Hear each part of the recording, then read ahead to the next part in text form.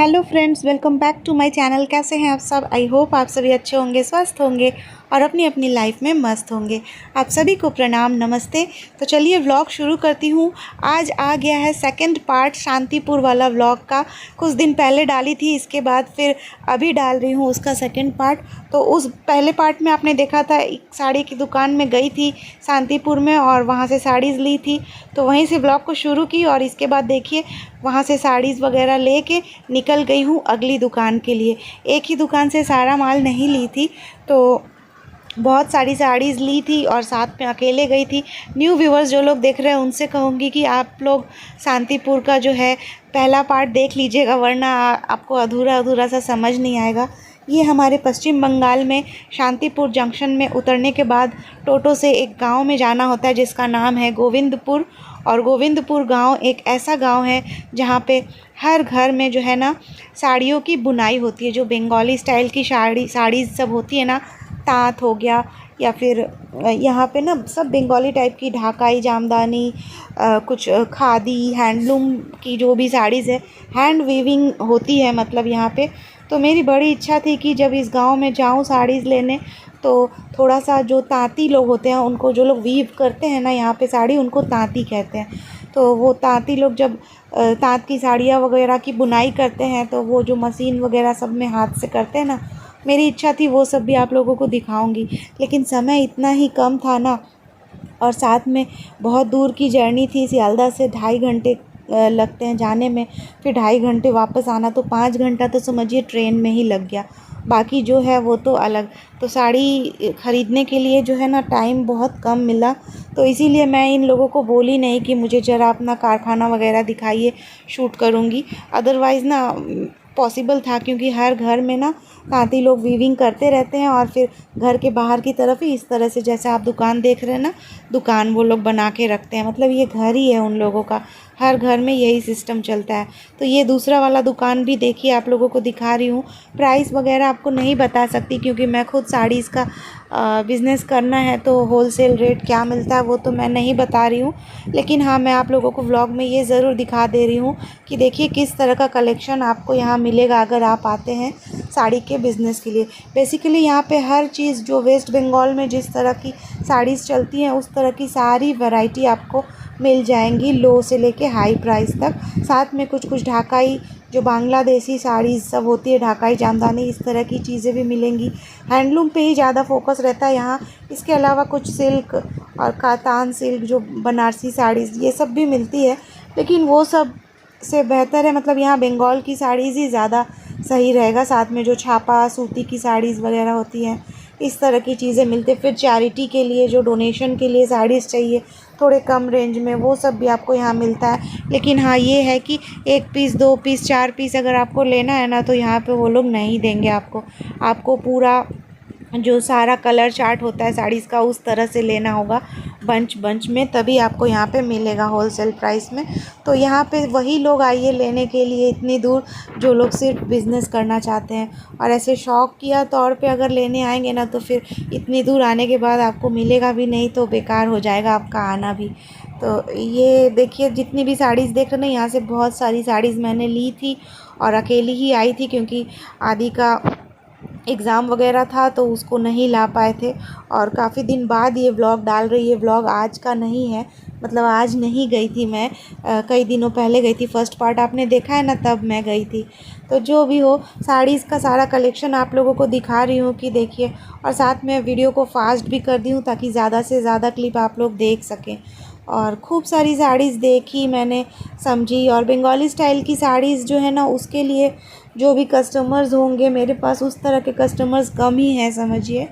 लेकिन फिर भी, क्योंकि वेस्ट बंगाल में हूँ, तो बंगाली स्टाइल की साड़ीज़ थोड़ा लेना ही पड़ता है, क्योंकि कुछ कुछ कस्टमर्स ऐसे हैं जो बंगाली साड़ीज़ की बातें करते हैं। मैं जब फर्स्ट लाइव की थी तो एक बंगाली टाइप की ही साड़ी पहनी थी, जामदानी। तो लोग क्वेरी कर रहे थे, मेरे जो यूट्यूब के ही व्यूवर्स थे, कि उस साड़ी का प्राइस बताइए। लेकिन उस दिन मेरे पास नहीं था बंगाली स्टाइल का साड़ी। तो आज खूब सारा कलेक्शन यहाँ से ली हूँ। और सच कहूँ तो ट्रेन पकड़ने की भी हड़बड़ी थी, क्योंकि शाम को 5 बजे मुझे ट्रेन भी पकड़ना था और भोर से मैं काम करके निकली थी। पहला व्लॉग देखेंगे तो आपको पता चलेगा। और शाम का 5 बजे का ट्रेन अगर मैं मिस करती हूँ ना, तो फिर अगला ट्रेन 6:30 बजे मिलेगा और फिर 6:30 बजे से फिर 2.5 घंटे में सियालदह पहुंचूंगी, तो बहुत ज़्यादा रात हो जाएगा। इसीलिए किसी भी तरह से मुझे शाम को 5 बजे वाला ट्रेन पकड़ना ही था। इसीलिए बहुत हड़बड़ी में साड़ीज़ ख़रीदी हूँ। भागम भाग चल रहा है, आप देख ही रहे हैं। वो लोग दिखाने में परेशान हो रहे हैं, जल्दी जल्दी दिखा रहे हैं, मैं भी जल्दी जल्दी सेलेक्ट कर रही हूँ, क्योंकि मैं उन लोगों को बोल दी थी भैया जल्दी कीजिएगा, मुझे 5 बजे का ट्रेन कैसे भी पकड़ना। और साथ में जो टोटो वाले भैया थे वो भी बाहर इंतज़ार कर रहे थे, उनको मैं रोक के ही रखी थी, क्योंकि पूरा गांव का एरिया है ना। अगर रोक के नहीं रखूँगी तो फिर दूसरा टोटो मिलना मुश्किल हो जाएगा। देखे ना आप लोग, ऑटो जब टोटो से आ रही थी कैसी कच्ची सड़क है, हिलते डुलते आई हूँ गाड़ी में, मतलब कूद रहा था गाड़ी इतना ना, मतलब कच्ची सड़क है ना, जो पीच का जो सड़क होता है वैसा नहीं है, जैसा कलकत्ता में हमारे शहरों में होता है वैसा नहीं है, मिट्टी का सड़क था। तो और इसके अलावा अभी जो एक भैया वीडियो बना दे रहे वो लोग भी, मतलब वीडियो बनाना सबको तो नहीं उतना तरह से आता है ना, वो बेचारे फिर भी हेल्प तो किए हैं, लेकिन हाँ बहुत कैमरा शेक इसी वजह से हो रहा है। आदि आता है ना तो फिर वो अच्छे से शूट कर देता है, दिक्कत नहीं होता है, लेकिन वहीं पे पकड़ा दी थी मैं अपना फ़ोन की थोड़ा सा शूट कर दीजिए, मेरा ब्लॉग बनेगा। और फिर कभी जाऊंगी, अगर थोड़ा समय लेके जाऊँ ना, और भोर में निकलना पड़ेगा मुझे, तब जाके पॉसिबल होगा कि वीविंग करते हुए आप लोगों को दिखाऊं, क्योंकि वापस आना भी अकेले समझ रहना, जाना इतनी दूर तो बड़ा मुश्किल है। और फिर आते वक्त तो हाथ में इतना इतना, दो दो दुकानों से ली थी ना, तो दोनों दुकानों में बड़े बड़े बैग्स हो गए थे, बड़ी मुश्किल से लेके स्टेशन पहुंची हूँ। वो सब कुछ आप लोगों को आगे दिखाऊंगी।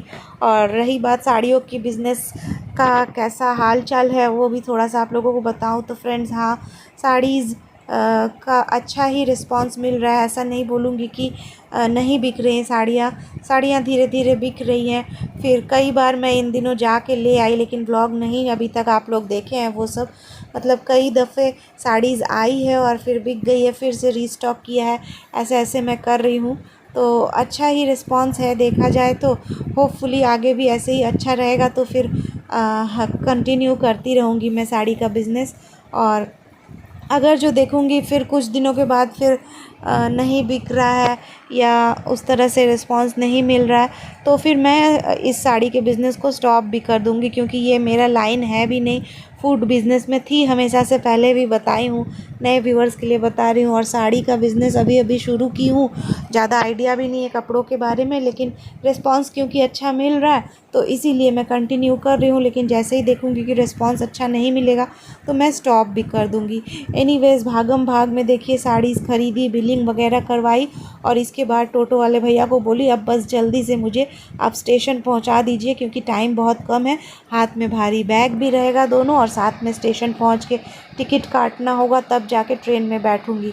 तो टोटो वाले भैया भी बेचारे बहुत अच्छे थे, हेल्पफुल थे। देखिए एकदम स्पीड में मेरे को लेके जल्दी से जा रहे हैं, और देख रहे हैं ना आप, देख के आपको पता चल रहा होगा कितना इंटीरियर है, गाँव में गई थी पूरा।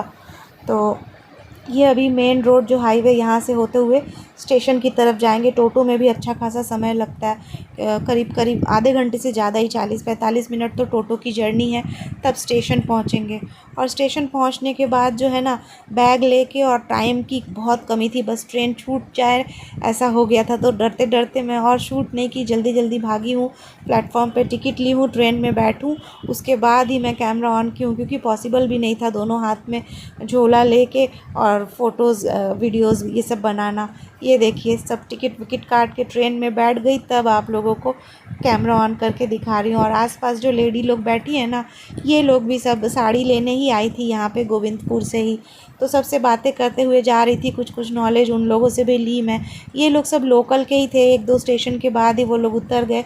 एनीवेज़ ये देखिए, इसके बाद डायरेक्ट मैं सियालदह से ऑटो पकड़ ली हूँ, तब आप लोगों को दिखा रही हूँ, क्योंकि बैग हाथ में है ना, एक बैग हाथ में ली हूँ, एक ऑटो के पीछे रखी हूँ, तो नहीं हो पाता, अब घर जाके ही बात होगी। अभी भात बना दे रहे,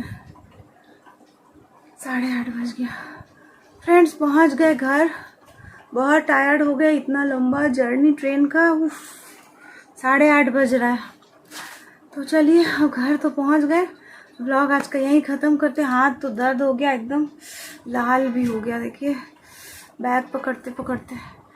चलिए आज का ब्लॉग यहीं तक, कैसा लगा है बताइएगा, अच्छा लगा तो वीडियो पे एक लाइक कर दीजिएगा, शेयर कर दीजिएगा, और चैनल पे न्यू है तो चैनल को सब्सक्राइब कर लीजिएगा मेरे आने वाले व्लॉग्स को देखने के लिए। तो आज यहीं तक। अब ये साड़ी, ये जो भी साड़ी सब लाई हूँ इसका प्राइसिंग वगैरह सब ठीक कर लूँ, इसके बाद फिर लाइव में दिखाऊंगी आप लोगों को। 8:30 ऑलरेडी बज रहा है। व्लॉग भी आज का एडिट करके डालना है, मतलब ये वाला व्लॉग नहीं डालूंगी, व्लॉग एडिट करना है। तो पहले खाना कुछ इंतज़ाम कर लूँ, फिर व्लॉग एडिट करके डालूंगी। रात ही हो जाएगा व्लॉग डालने में आज भी। चलिए फिर मिलूंगी कल एक नए व्लॉग के साथ। आज के लिए यहीं तक। Bye bye, have a good day.